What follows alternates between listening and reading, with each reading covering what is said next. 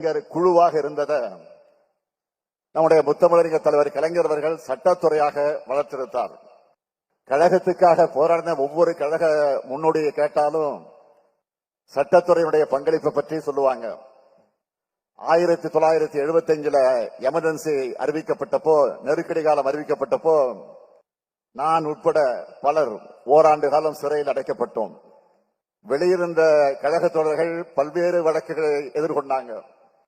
அவங்க எல்லாரையும் பாதுகாத்த துறைதான் நம்முடைய சட்டத்துறை.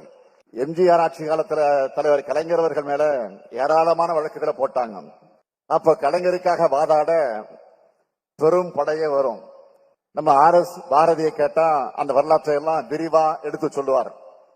எதிர்கட்சியா இருக்கும் போதெல்லாம் மக்களுக்கான போராட்டங்களை நடத்தி ஏராளமான வழக்குகளை சந்திச்சிருக்கிறோம்.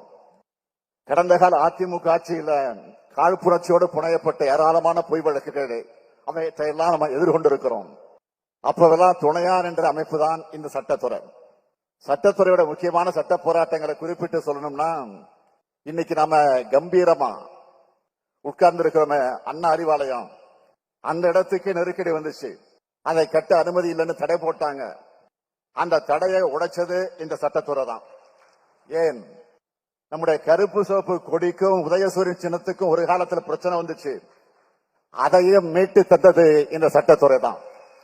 அம்மையார் ஜெயலலிதா ஆட்சி கால முறைகேடுகளை தடுக்க நம்முடைய மரியாதைக்குரிய சண்முக சுந்தரம் அவர்கள் தன்னுடைய உயிரை பணம் வச்சு போராடினார். அவருடைய தியாகம் விலை மதிப்பில்லாதது. அடுத்து இன்னைக்கு நம்முடைய நெஞ்சங்களில் ஆறாத வடுவா இருக்குது தலைவர் கலைஞருடைய நள்ளிரவு கைது. அந்த கொடூரமான கைதியையும் நீதிமன்றத்தில் கவனப்படுத்தி வாதிட்ட காரணத்தினால்தான் அன்றைக்கு இருந்த அராஜக அரசு அடிபணிஞ்சு தலைவர் கலைஞரை விடுதலை பண்ணிச்சு. கழகத்தின் மீது கற்பிக்கப்பட்ட களத்திலிருந்து, அந்த களங்கத்திலிருந்து ராசா வாதாடி வென்றார். இது எல்லாத்துக்கும் மேல தலைவர் கலைஞர் மறைந்த பிறகு, நம்மை விட்டு பிரிந்த பிறகு, பேரறிஞர் அண்ணாவின் பக்கத்துல அவர் துயில் கொள்ள நடந்த சட்ட போராட்டம், அன்னைக்கு இருந்த நிலைமையை நான் அதிகமாக விளக்க விரும்பல. நம்ம வில்சன் உள்ளிட்ட மூத்த வழக்கங்கள் வாதங்களாலதான் கடற்கரையில கலைஞருக்கான இடத்தை போராடி பெற்றோம். இப்படி தொடர்ந்து இது சட்டத்துறையாக இல்ல, சாதனை துறையாக மாறியது வியப்படையதில் ஆச்சரியப்பட வேண்டிய அவசியம் இல்லை.